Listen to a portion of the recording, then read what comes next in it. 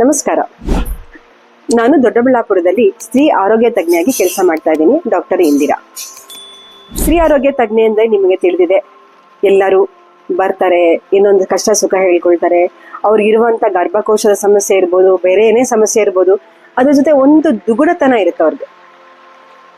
ಯಾಕೆಂದ್ರೆ ನಮ್ಮ ಗರ್ಭಕೋಶದಲ್ಲಿ ಏನೇ ಸಮಸ್ಯೆ ಆದ್ರೂ ಅವರಲ್ಲಿ ಇರುವಂತಹ ಟೆನ್ಷನ್, ಅವರಲ್ಲಿರುವಂತಹ ಒಂದು ಒತ್ತಡದಿಂದ ಹಾರ್ಮೋನ್ ಏರುಪೇರು ಆಗೋದು ಸಹಜ.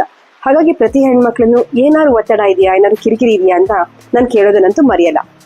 ಒಂದ್ಸಲ ಒಂದು ಹೆಣ್ಮಗಳು ಬಂದು, ಅವರು ನಾರ್ತಿಂದ ಬಂದಿರೋರು, ಇಲ್ಲಿನವರಲ್ಲ, ಕನ್ನಡ ಬರಲ್ಲ, ತುಂಬ ದುಃಖದಲ್ಲೇ ಇದ್ರು. ಯಾಕೆ ಇಷ್ಟೊಂದು ದುಃಖ, ಯಾಕೆ ಏನಾಯ್ತು ಅನ್ನೋವಾಗ ಸ್ವಲ್ಪ ಇಮ್ಯಾಜಿನ್ ಮಾಡ್ಕೊಳ್ಳಿ. 4 ಜನ ಮಕ್ಕಳಲ್ಲಿ ಒಬ್ಬೊಬ್ಬರು ಒಂದೊಂದು ಕಡೆ ಇದ್ದಾರೆ. ಸೊ ಹಾಗಾಗಿ ತಾಯಿ ಒಂದ್ ಕಡೆ ಇರಬೇಕಾಗತ್ತೆ, ತಂದೆ ಒಂದ್ ಕಡೆ ಇರಬೇಕಾಗತ್ತೆ. ಒಂದೊಂದು ದಿವಸ ಹೆಚ್ಚು ಕಡಿಮೆ ಒಂದು 3 ತಿಂಗಳು ಇಬ್ರು ಗಂಡ ಹೆಂಡತಿ ಇಬ್ರು ಸಪ್ರೇಟ್ ಆಗೇ ಇರ್ತಾರೆ. ಹೀಗೆ ಇರುವಾಗ ಗಂಡನಿಗೆ ಇನ್ನೊಬ್ಬರ ಅಂದ್ರೆ ಎಕ್ಸ್ಟ್ರಾ ಮ್ಯಾರಿಟಲ್ ಅಫೇರ್ ಒಂದು ಶುರುವಾಗ್ಬಿಟ್ಟಿದೆ. ಅದು ಹೆಂಡತಿನ ತುಂಬಾ ನೋವು ಮಾಡಿದೆ. ಈ ವಯಸ್ಸಿನಲ್ಲೂ ಈ ತರ ಎಲ್ಲ ಇರಬೇಕಾ ಅಂದ್ರೆ 48-49 ವರ್ಷ ಆಗಿದೆ, ಆದ್ರೂ ಎಕ್ಸ್ಟ್ರಾ ಮ್ಯಾರಿಟಲ್ ಅಂತ ಹೋಗ್ಬೇಕಾ ಅನ್ನುವುದು ಹೆಂಡತಿ ಪ್ರಶ್ನೆ. ಗಂಡನಿಗೆ ಅದೊಂದು ಸಹಜವಾದಂತಹ ಒಂದು ವಿಧಾನ ಆಗ್ಬಿಟ್ಟಿದೆ. ಆದ್ರೆ ಇವ್ರನ್ನೇನು ನಾನು ಅವಗಣನೆ ಮಾಡಿಲ್ವಲ್ಲ, ಚೆನ್ನಾಗೇ ನೋಡ್ಕೋತೀನಲ್ಲ, ನನ್ನ ಕೆಲಸ ಎಲ್ಲ ನಾನು ಮಾಡಿದ್ದೀನಲ್ಲ, ನಿಮ್ಗೆ ಏನು ಕಡಿಮೆ ಮಾಡಿದ್ದೀನಿ ಅನ್ನೋ ಧೋರಣೆ ಹುಡುಗಂದಾದ್ರೆ, ಅಂದ್ರೆ ತಂದೆದಾದ್ರೆ, ತಾಯಿ ಪಾಪ ಮಕ್ಳ ಹತ್ರ ಏನು ಹೇಳಕ್ಕಾಗದೆ ಅವ್ರ ಹತ್ರ ಹೀಗೆ ತಂದೆ ಈ ತರ ಮಾಡ್ತಾ ಇದ್ದಾರೆ ನೋಡಿ ಅಂತ ಹೇಳಿ ಹೇಳ್ಕೊಳಕ್ಕೆ ಅಥವಾ ದುಃಖ ಅಂತ ತೋಡ್ಕೊಳಕ್ಕೆ ಹಂಚ್ಕೊಳಕ್ಕೆ ಬೆಳೆದ ಯಾವ ಮಕ್ಕಳ ಜೊತೆ ತಾಯಿ ಇದನ್ನ ಹೇಳ್ಕೊಳಕ್ ಸಾಧ್ಯ ಆಗೋದಿಲ್ಲ. ಆಕೆ ಬಂದು ಅವರ ದುಗುಡ ಒಂದಲ್ಲ, ಮನಸ್ಸಿನ ಸ್ತರ ಮೀರಿ ದೈಹಿಕವಾಗಿ ಬಿಟ್ಟಿತ್ತು. BP ಬಂದಿತ್ತು, ಸ್ವಲ್ಪ ಥೈರಾಯ್ಡ್ ಆರಂಭ ಆಗಿತ್ತು, ಮತ್ತು ಮುಟ್ಟಿನ ಸಮಸ್ಯೆ ಆಸ್ ಯೂಶುವಲ್.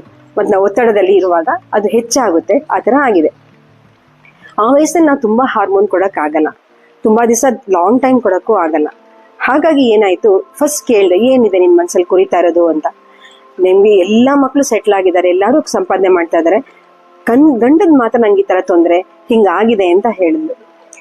ಸರಿ, ಯಾರೇ ಆಗಲಿ ನೋಡಮ್ಮ, ಈಗ ನಿನ್ನ ಪರಿಸ್ಥಿತಿ ಏನು, ಅದನ್ನ ಸರಿ ಮಾಡೋಕ್ಕಾಗತ್ತಾ? ಅವನು ಸರಿ ಹೇಳಕ್ಕೆ, ಬುದ್ಧಿ ಹೇಳಕ್ಕೆ ಆಗತ್ತಾ? ಆಗೋದಿಲ್ಲ ಅಂದ. ಹೌದು, ಕೇಳೋ ಸ್ಥಿತಿಲಿ ಅವನಿಲ್ಲ ಅಂದ. ಸರಿ, ತಾಳ್ಮೆಯಿಂದ ಕಾಯಿ. ಈಗೇನ ಬಿಟ್ಟು ಹೋಗೋದಕ್ಕೆ, ಡೈವೋರ್ಸ್ ತಗೊಳ್ಳೋದಕ್ಕೆ ಕಾಲನೂ ಅಲ್ಲ, ಸೂಕ್ತನೂ ಅಲ್ಲ. ಸೆಟ್ಲ್ ಆಗಿದ್ದೀರಾ ಮಕ್ಕಳ ಜೊತೆ, ಸದ್ಯಕ್ಕಿರಿ. ನೀವು ಅವರ ತಪ್ಪನ್ನ ಕ್ಷಮಿಸಿ ದೊಡ್ಡವರಾಗಿ ನಿಮ್ಮ ಆರೋಗ್ಯನ ಗಟ್ಟಿ ಮಾಡ್ಕೊಳ್ಳಿ. ಆ ನಂತರ ನಿಮ್ಮ ಗಟ್ಟಿ ಧ್ವನಿಯಲ್ಲಿ ಅವನಿಗೆ ನೋಡ್ರಿ ನೀವು ತಪ್ಪಾಗಿದೆ ಅಂತ ಹೇಳಿ ಒಂದು ಸಲ ಸ್ಪಷ್ಟವಾಗಿ ದೃಢವಾಗಿ ಹೇಳಿ, ಆಮೇಲೆ ಸುಮ್ಮನಾಗಿ ನಿಮ್ಮ ಆರೋಗ್ಯ ಮೊದಲು ಸುಧಾರಿಸ್ಕೊಳ್ಳಿ. ಮನಸ್ಸಲ್ಲಿ ಏನಾಯ್ತು ಅಂದ್ರೆ, ಅಯ್ಯೋ ನನ್ನ ಪತಿದೇವ ಹೀಗೆ ಮಾಡ್ತಾನೆ, ನನ್ನ ಪತಿರಾಯ ಹೀಗೆ ಮಾಡ್ತಾನೆ ಅಂತ ದಿನವೆಲ್ಲ 24 ಗಂಟೆಗೆ ಕಡಿಮೆ ಇಲ್ಲದಂತೆ ಹಿಂಗಾಯ್ತೆ ಅಂತ ಯೋಚನೆ ಮಾಡ್ತಾ ಮಾಡ್ತಾ ಮಾಡ್ತಾ ಇರುವಾಗ ಆಕೆ ಸಣ್ಣಗಾಗಿದ್ಲು. ಶುಗರ್ ಬರೋದು ದೂರ ಇಲ್ಲ, ಆಗಲೇ ಥೈರಾಯ್ಡ್ ಇದೆ, BP ಇನ್ನೂ ಬಂದಿಲ್ಲ, ಆದರೆ ಸ್ವಲ್ಪ ಮಟ್ಟಿಗೆ ಹೆಚ್ಚಿನ BP ರೆಕಾರ್ಡಿಂಗ್ ಬರ್ತಾ ಇದೆ. ಸೊ ನಾನು ಅವಳಿಗೆ ಹೇಳಿದ್ದೇನೆಂದ್ರೆ, ನಿನ್ನ ಗಂಡ ತಪ್ಪು ಮಾಡ್ತಾನೆ, ಹೌದು ತಪ್ಪಾಗಿದೆ, ಅದು ಹೌದು.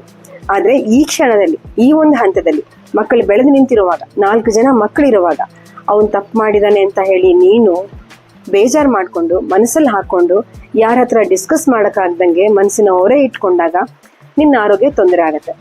ಹಾಗೆ ನೀನು ಮೂಲೆಯಲ್ಲಿ ಮಲಗಿ ಪೇಷಂಟ್ ಅಂತ ಇರುವಾಗ ತಕ್ಷಣಕ್ಕೆ ಗಂಡ ಅಂತೂ ಬರೋದಿಲ್ಲ. ಅವನ ತಪ್ಪನ್ನು ಅರಿವು ಮಾಡಿಸೋದಕ್ಕೆ ಸ್ವಲ್ಪ ಟೈಮ್ ತಗೊಳ್ಳೋಣ. ನೀವು ಮೊದಲು ದೃಢವಾಗಿ, ಹೇಗೆ ದೃಢವಾಗೋದು? ಕ್ಷಮಿಸಿ ಬಿಡೋವನ್ನ, ಕ್ಷಮಿಸಿ ದೊಡ್ಡೋಳಾಗು. ನೀನೇನು ತಪ್ಪು ಮಾಡಿದ್ಯಾ ನನಗೆ ಗೊತ್ತಿದೆ, ಆದರೆ ನಾನು ಅದಕ್ಕೆ ಏನನ್ನು ಮಾಡ್ದಂಗೆ ನಿನ್ನ ಕ್ಷಮಿಸಿದ್ದೀನಿ, ನಿನ್ನನ್ನು ನಮ್ಮ ಕುರಿತು ನಾನು ಮತ್ತೆ ಯೋಚನೆ ಮಾಡೋದೇ ಇಲ್ಲ ಅಂತ ಹೇಳಿ ನೀನು ದೊಡ್ಡೋಳಾಗು. ಆ ನಂತರ ಏನಾಗತ್ತೆ, ನಿನ್ನ ಆರೋಗ್ಯದಲ್ಲಿ ಏನಾಗುತ್ತೆ ಅದನ್ನು ಫಸ್ಟ್ ನೋಡಿ ಅಂತಂದೆ. ಸೊ ಏನಾಯಿತು, ಒಂದೇ ಒಂದು ತಿಂಗಳಲ್ಲಿ ಆಕೆ ಇದನ್ನು ನಾನು ಹೇಳಿದ್ದನ್ನ ಫಾಲೋ ಮಾಡಿ, ಆಮೇಲೆ ಯಾವ ಚಿಂತೆ ಇಲ್ಲದೆ ಬಿಂದಾಸ್ ಆಗಿರುವ ಥರ ಮಾಡಿಕೊಂಡು ಗಂಡನಿಗೆ ಆಲೋಚನೆ, ಏನಿದು ಈಕೆ ಇಷ್ಟೊಂದು ವ್ಯತ್ಯಾಸ ಆಗಿದ್ದಾಳಲ್ಲ ಅಂತ. ಆಗ ಕೂತ್ಕೊಂಡು ಗಂಡ ಹೆಂಡತಿ ಮಾತನಾಡಿ, ಇದು ಸರಿಯಲ್ಲ, ಹೊರಗಡೆ ಹೋಗೋದು ಸರಿಯಲ್ಲ, ಬೆಳೆದ ಮಕ್ಕಳಿರುವಾಗ ಇದು ಯಾವುದು ಅನುಕೂಲ ಆಗೋದಿಲ್ಲ, ಇವತ್ತೆಲ್ಲ ನಾಳೆ ನಿಮಗೂ ನಮಗೂ ಕುಟುಂಬಕ್ಕೂ ಮಕ್ಕಳಿಗೂ ಅವಮಾನ ಆಗತ್ತೆ ಅಂತ ದೃಢವಾಗಿ ಈಕೆ ಹೇಳಿದಾಗ ಅವನು ಸರಿ ಹೋದ. ಇಲ್ಲ ಬಿಡ್ತೀನಿ ಅಂತ ಮಾತು ಕೊಟ್ಟಿದ್ದಾನೆ. ಆ ಪ್ರೋಸೆಸ್ಸು ನಡೀತಾ ಇದೆ. ಗಂಡ ಹೆಂಡತಿ ಇಬ್ರು ಈಗ ಸಂತೋಷವಾಗಿ ಬರ್ತಾರೆ. ಇಲ್ಲಿ ನಾನು ಸಂಬಂಧ ಕಿತ್ತಾಕು ಅಂತ ಹೇಳ್ಬಿಟ್ಟಿದ್ರೆ ಅವನ ಜೊತೆ ಜಗಳ ಆಡು ಅಂತ ಹೇಳ್ಬಿಟ್ಟಿದ್ರೆ? ನನಗೆ ಮೊದಲಾಗಿ ಅವಳ ಆರೋಗ್ಯ ಮುಖ್ಯ ಆಗಿತ್ತು, ಮಾನಸಿಕ ದೃಢತೆ ಮುಖ್ಯ ಆಗಿತ್ತು. ಆ ಮುಖ್ಯವಾಗುವಂಥ ಈ ಪ್ರೋಸೆಸ್ಸಲ್ಲಿ ಸರಿ ಹೋದ. ಅದು ಅವಳ ಪುಣ್ಯ ಮತ್ತು ಗಂಡನೂ ಕೂಡ ಅರ್ಥಕೊಂಡಿರೋದು, ಅವನ ತಪ್ಪನ್ನ ಒಪ್ಕೊಂಡಿರೋದು ಅವನ ದೊಡ್ಡತನನೂ ಹಾಗೆ ಇವಳ ದೊಡ್ಡತನನೂ ತೋರಿಸುತ್ತೆ. ಇಬ್ಬರು ಈಗ ಸಂತೋಷವಾಗಿದ್ದಾರೆ. ಈಕೆಗೆ ಥೈರಾಯ್ಡ್ ತುಂಬ ಕಡಿಮೆ ಆಗಿದೆ, ಗರ್ಭಕೋಶದ ತೊಂದರೆ ಕೂಡ ಕಡಿಮೆ ಆಗಿದೆ. ನಗ್ನಗ್ತಾ ಬರ್ತಾರೆ, ಮೊಮ್ಮಕ್ಕಳನ್ನ ಎತ್ಕೊಂಡು ಬರ್ತಾರೆ. ಆ ಒಂದು ಖುಷಿ ನನಗಿದೆ. ಹಾಗೆಯೇ ನಿಮ್ಮ ಜೀವನದಲ್ಲಿ ತುಂಬ ಜನ ತಪ್ಪು ಮಾಡಿರೋರು, ನಿಮಗಾಗಿ ಏನೋ ದೋಷ ಕೊಟ್ಟಿರೋರು, ನಿಮ್ಮನ್ನ ಬೇಜಾರು ಮಾಡಿಸಿರೋರು ತುಂಬ ಜನ ಇರ್ತಾರೆ. ಆದರೆ ಅವ್ರು ಬೇಜಾರು ಮಾಡಿಸಿ ಹೋಗ್ಬಿಟ್ಟಿರ್ತಾರಲ್ವಾ, ನಿಮ್ಮ ಜೊತೆ ಇರೋದಿಲ್ಲ. ಅದೇ ನೀವೇನು ಮಾಡ್ತೀರಾ? ಅವ್ನು ಹೀಗಂದ, ಅವ್ರು ಹೀಗೆ ಮಾಡಿದ್ರು, ನನಗಿಷ್ಟು ತೊಂದರೆ ಮಾಡಿದ್ರು, ನನಗಿಷ್ಟು ಅನ್ಯಾಯ ಮಾಡಿದ್ರು ಅಂತ ಅದನ್ನು ಜೊತೆಯಲ್ಲಿ ಮನಸ್ಸಿನಲ್ಲಿ ಇಟ್ಟುಕೊಂಡು ಆ ಒಂದು ಭಾವನೆನ ಬೆಳೆಸಿ ಬೆಳೆಸಿ ಬೆಳೆಸಿ ನೀವು ತೊಂದರೆ ಪಡ್ತೀರಾ. ಕರ್ಪೂರ ಉರಿಬೇಕಾದ್ರೆ ಮೊದಲು ತಾನು ಉರಿದು ಹೋಗುತ್ತೆ, ಆಮೇಲೆ ಬೆಳಕೊಡುತ್ತೆ. ಹೀಗೆ ಈ ದ್ವೇಷ ಅಥವಾ ಬೇಜಾರಿನ ಕಿರಿಕಿರಿಯ ಭಾವನೆನ ನಾವು ಬೆಳೆಸಿದಷ್ಟು ನಮ್ಮ ಆರೋಗ್ಯಕ್ಕೆ ಮಾರಕ. ಹಾಗಾಗಿ ನಿಮಗೆ ಸಾಧ್ಯವಾಗೋದನ್ನ ಮರೆತು ಕ್ಷಮಿಸಿ ಮುಂದೆ ಹೋಗೋದು ಆರೋಗ್ಯದ ಮೂಲಕನೂ ಜಾಣತನ ಮತ್ತು ನಿಮ್ಮ ಜೀವನದ ಮುಂದೆ ಹೆಜ್ಜೆ ಇಡೋದಕ್ಕೂ ಅದೊಂದು ಅಡಿಪಾಯ. ನೀವು ದೊಡ್ಡವರಾಗಕ್ಕೂ ಮಾನಸಿಕವಾಗಿ ದೃಢವಾದ ಶಕ್ತಿ ಬೆಳೆಸ್ಕೊಳ್ಳೋಕ್ಕೂ ಅದು ಅಡಿಪಾಯ. ಅವರ ತಪ್ಪನ್ನ ಹೇಳೋಣ, ದೃಢವಾಗಿ ಹೇಳೋಣ. ಆದರೆ ನಾವು ಮೊದಲು ದೃಢವಾದ ಹೆಜ್ಜೆಯನ್ನ ಇಟ್ಟು ಮುಂದೆ ಹೋಗೋಣ. ಆಮೇಲಿಂದ ಅವ್ರನ್ನೂ ಹೇಳೋಣ, ಅವ್ರ ತಪ್ಪನ್ನು ತಿದ್ಕೊಳ್ಳೋಕ್ಕೆ ಅವ್ರಿಗೆ ಅವಕಾಶನೂ ಕೊಡೋಣ. ಇದನ್ನ ಹೇಳ್ತಾ ಎಲ್ಲರಿಗೂ ನಮಸ್ಕಾರ.